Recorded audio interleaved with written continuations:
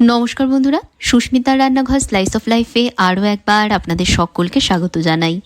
ঝটপট কুকারে কম সময়ে কম মশলা ব্যবহার করে বানিয়ে নেবার মতন চিকেনের একটা প্রিপারেশন আজ তৈরি করে দেখাবো, যেটা খেতেও হয় দুর্দান্ত। ভাত, রুটি, পরোটা সব কিছুর সাথেই দারুণ জমে যায়, আবার চটজলদি তৈরিও হয়ে যায়। আশা করছি আপনাদের আজকের ভিডিওটা ভালো লাগবে। দেখে নিন তাহলে আমি কিভাবে তৈরি করছি। প্রথমে একটা প্রেসার কুকারে পর্যাপ্ত পরিমাণ তেল গরম করে নিচ্ছি। আমি এখানে সর্ষের তেলের ব্যবহার করছি, তবে অন্য কুকিং অয়েলও নেওয়া যাবে। তেলের কাঁচা গন্ধ চলে গেলে তেলের মধ্যে ফোড়নে দিচ্ছি 2টো দারচিনি, 2টো ছোটো এলাচ, 6-7টা লং আর 8-10টা গোটা গোলমরিচ। মশলাগুলো তেলে ফ্লেভার ছেড়ে দিলেই দিয়ে দিচ্ছি এর মধ্যে 3টে কুচনো মাঝারি মাপের পেঁয়াজ। পেঁয়াজের মধ্যে দিয়ে দিচ্ছি 1/2 টিস্পুন নুন আর দিচ্ছি 2টো চেরা কাঁচা লঙ্কা। এবার পেঁয়াজ ভেজে নেব। বাদামি রং করে পেঁয়াজ ভাজতে হবে। আমি হাই আঁচেই ভাজছি, সেই জন্য সমানে হাতা দিয়ে মিশিয়ে দিচ্ছি, যাতে ভাজবার সময় পেঁয়াজ পুড়ে না যায়। বাদামি রং করে পেঁয়াজ আমি ভেজে নিয়েছি। ঠিক এইভাবে করে পেঁয়াজ ভাজতে হবে, খুব বেশি কালো করে ভাজবার প্রয়োজন নেই। পেঁয়াজে এরকম হালকা বাদামি রং না আসা অবধি ভেজে নেবেন।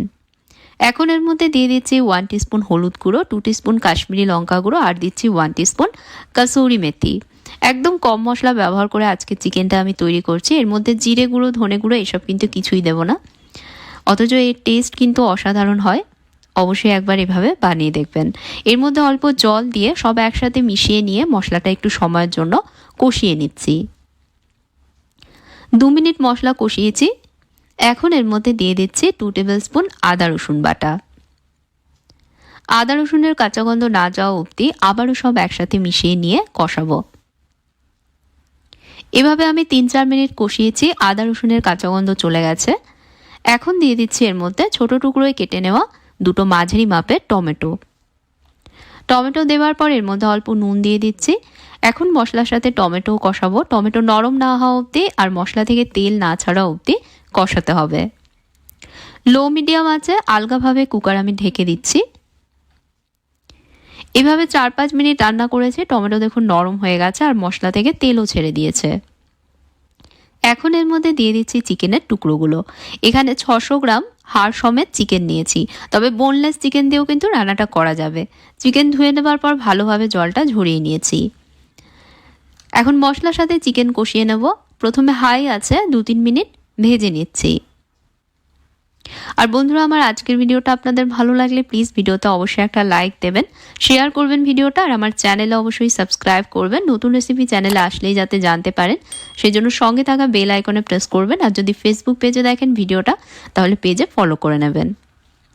ঢাকা চাপা দিয়ে হাই আছে আমি 2-3 মিনিট মশলার সাথে চিকেন ভেজেছি। এবার এর মধ্যে দিয়ে দিচ্ছি 2 টেবিল স্পুন ফেটিয়ে রাখা টক দই। বন্ধুরা, ফ্রিজের ঠান্ডা দই দেবেন না। দই ঠান্ডা থাকলে আগে নর্মাল রুম টেম্পারেচারে নিয়ে আসবেন, তারপরে রান্নায় দেবেন। দই দেওয়ার পর চিকেনের সাথে মিশিয়ে নিয়ে আরও একটু সময় কষাবো, দই থেকে তেল না ছাড়া অবধি। আলগাভাবে কুকার ঢেকে দিয়ে লো মিডিয়াম আঁচে কষাচ্ছি, তবে মাঝে মাঝে সব অবশ্যই কিন্তু হাতা দিয়ে একটু মিশিয়ে দিতে হবে, যাতে ঠিকভাবে এটা রান্না হয়। এভাবে আমি আরও 5 মিনিট কষিয়েছি। দই থেকে তেল ছেড়ে দিয়েছে আর চিকেনও দেখুন কষে গেছে। এখন দিয়ে দিচ্ছি এর মধ্যে গরম জল। গরম জল দিলে রান্নার টেস্ট ভালো আসে, চিকেনও সফট আর জুসি থাকে আর তাড়াতাড়ি সেদ্ধও হয়। যেমন গ্রেভি পছন্দ সেই মতন জল দেবেন। স্বাদ মতন এর মধ্যে এবার নুন দিয়ে দিচ্ছি। নুন অবশ্যই আপনারা নিজেদের স্বাদ অনুযায়ী দেবেন। আর দিচ্ছি 1/2 টিস্পুন গরম মশলা গুঁড়ো। সব আবারও মিশিয়ে নিয়ে কুকারের ঢাকনা ভালোভাবে আটকে দিচ্ছি। চিকেন খুব তাড়াতাড়ি সেদ্ধ হয়ে যায়, খুব বেশি সময় লাগে না, তাই হাই আছে আমি একটা সিটি দিয়ে নেব। একটা সিটি দিয়ে নেবার পর গ্যাস বন্ধ করে দিয়ে কুকার ভালোভাবে নিজে থেকে ঠান্ডা হতে দেব। কুকার ঠান্ডা হয়ে প্রেশার পুরোপুরি রিলিজ হওয়ার পর ঢাকনাটা আমি খুলছি। গ্রেভির রং দেখুন কত সুন্দর এসেছে আর চিকেনও সেদ্ধ হয়ে গেছে। এবার একটা পাত্রে এটাকে নামিয়ে নিচ্ছি। তৈরি হয়ে গেল প্রেশার কুকারে বানানো কম মশলার কম ঝামেলার চটজলদি অথচ দারুণ টেস্টি চিকেন কারি। অবশ্যই একবার এভাবে আমার আজকের রেসিপিটা ফলো করে ঘরে চিকেন রান্না করে দেখবেন। আশা করছি আপনাদেরও ভালো লাগবে। আর ভিডিওটা যদি ভালো লেগে থাকে প্লিজ ভিডিওতে একটা লাইক দেবেন, শেয়ার এবং কমেন্টস করবেন। আর পরবর্তী রেসিপি দেখতে চ্যানেলে সাবস্ক্রাইব করবেন। সঙ্গে ফেসবুক পেজেও আমাকে ফলো করে নেবেন। তাহলে আজকের মতন বিদায় নিচ্ছি। আপনারা ভালো থাকবেন, ভালো রাখবেন। ধন্যবাদ।